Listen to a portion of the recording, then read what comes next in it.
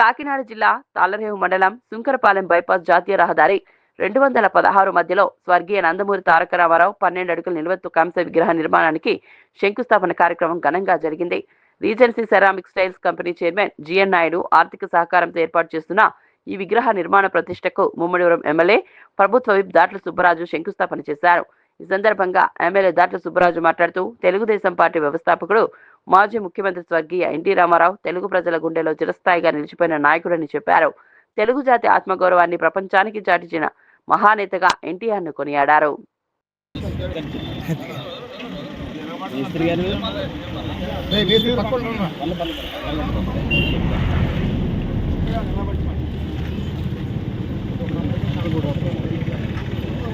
ఒక్కసారి very good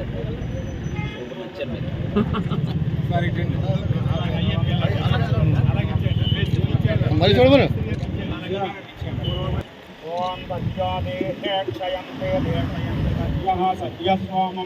సోమం గృహణంతే గృహణంత పుండరస్రజాం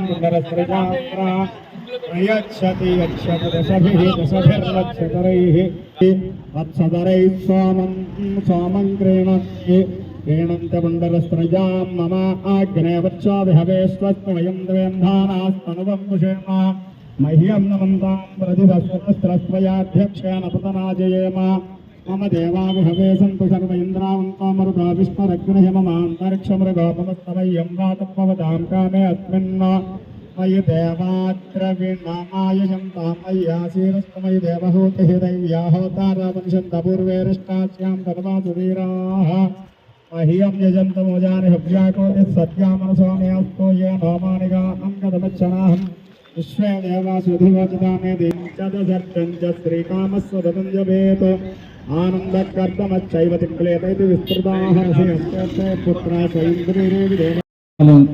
మన ఈ జంక్షన్ లో ఒక అద్భుతంగా కన్స్ట్రక్షన్ చేయబోతున్నారు.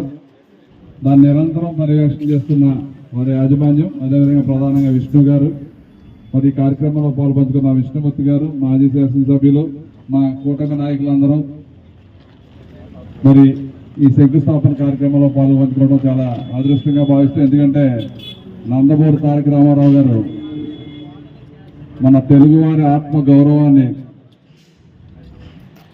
మన దేశం అంతా ఎంతో ఖ్యాతి తీసుకొచ్చిన గొప్ప వ్యక్తి, యుగ పురుషుడు. ఆయన ఆ రోజు పార్టీ స్థాపించిన సంవత్సరానికే ముఖ్యమంత్రిగా రాజకీయంలోనే సంచలనమైన మార్పులు తీసుకొచ్చి బడుగు బలహీన వర్గాలందరికీ కూడా ఒక ఆశాజ్యోతిగా